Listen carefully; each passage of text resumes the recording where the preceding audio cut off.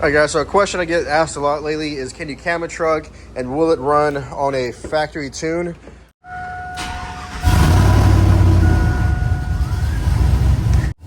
A lot of people want to know that in case you, I don't know, you feel comfortable in doing the work yourself. You know, you think you can cam it, do all the work, do the labor, but most people need a tuner. So people are asking if you can cam it and still, will it still run? And, can you drive it to the tuner, to the dyno, wherever you got to go for your tune? So anyways, obviously this truck runs, fires up, idles great. It is tuned. It's been tuned quite a bit actually, but I'm going to revert it. I'm going to upload a factory file and see if it runs with this cam and a factory tune. So I'm going to try to answer your questions, try and help you out, get you an idea of maybe some tricks we can do to get it to run on a factory tune so that you can limp it over to your tuner. Anyways, let me get my computer and upload a factory file and see how this thing runs, if it even runs at all. Alright, so what I'm doing now is writing a factory file, and some interesting things on why a cam won't run really well with a factory tune is because one, to idle, it needs more airflow and it needs a lot less fuel.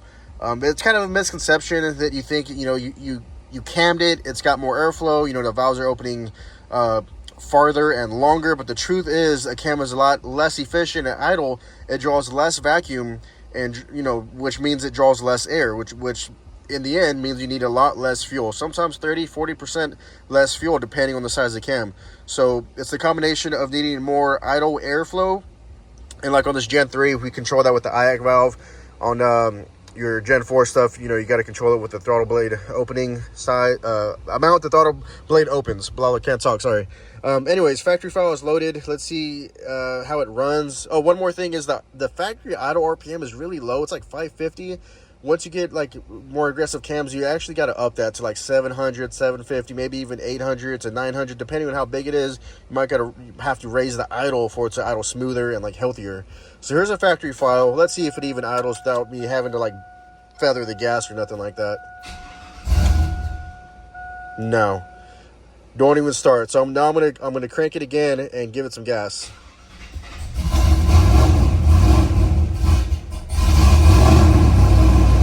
So there's some things that's going to be happening here. The fuel trims are going to be trying to learn, and also the idle airflow trims are going to be trying to learn. So it's going to be trying to keep itself alive. I'm going to slowly let go of the gas.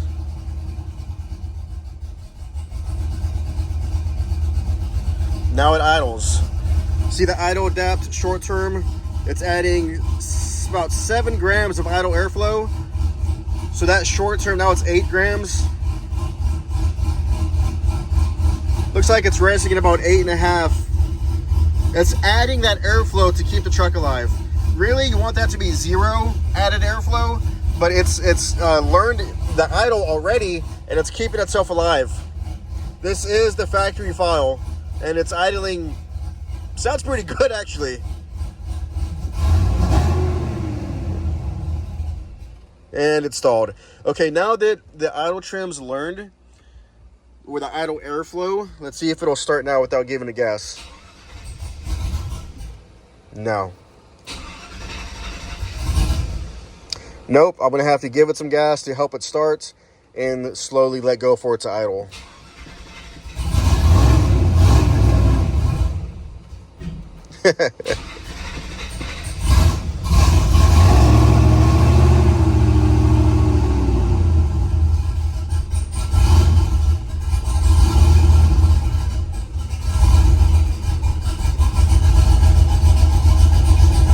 So basically, okay, for it to idle, I have to give it gas and slowly let go and give it time to learn the idle airflow.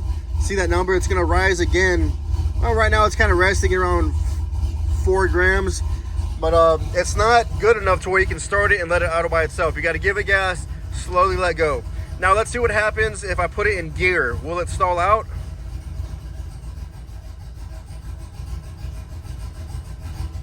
No. It's actually staying alive. Let's see what happens if I blip the gas and let go in gear. It dropped down to like 300 RPMs.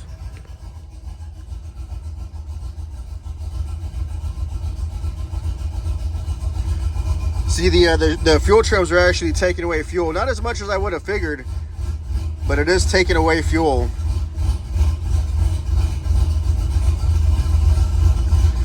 So the computer, it does a lot to try and keep itself alive. It does a lot of work. It's adjusting the idle airflow. It's adjusting the fuel trims. It's doing everything it can to keep itself alive, but sometimes it's just not enough, especially when you get a super big aggressive cam. You actually max out this idle adaptive airflow. That'll max out to where you need more airflow than it's giving you, and you have to manually change that in the tune. And same thing with the fuel. It'll be so rich that the fuel trims aren't able to compensate. You have to manually fix the fuel trims in the tune for it to run. And right now we got a flashing light that's indicating, usually flashing light, that's misfire, because with the cam and the factory tune, you're gonna have misfire codes, so don't freak out with your flashing light. That's kind of unavoidable with the cam and a factory tune.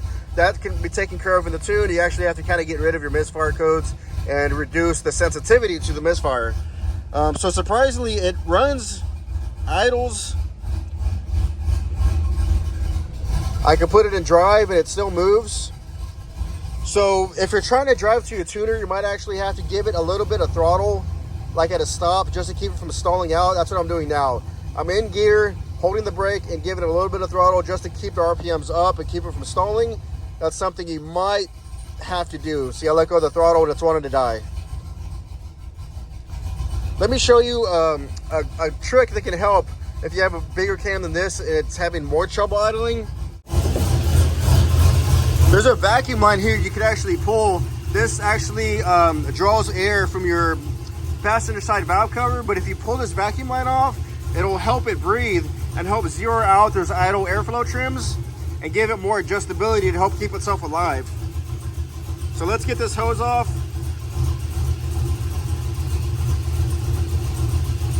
And see if it idles a little bit better.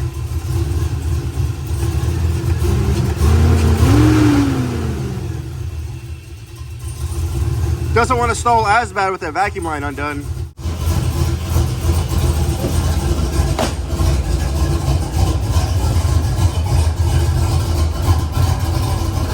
If you want to know what this cam is, I got it from Jags. It's a pretty mild cam. It's good for 4.8s and 5.3s. I believe I could be wrong, but I am going to post the specs in the description and post a link to it. I want to say it's about 216, 220 duration, and about 550 lift, or somewhere in that neighborhood. But I will post it. Like I said, if you go with a more aggressive cam, this might not be the same scenario for you. You might be maxing out your fuel trims. Like here, it's taking out 11%.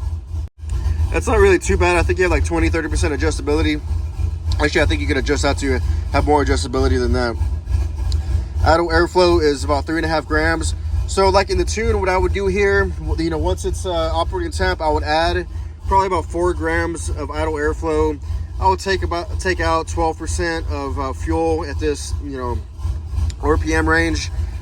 These are things to look for whenever you're tuning, which you might not be doing if you're watching this video. You're probably interested in knowing if you can even drive this to your tuner.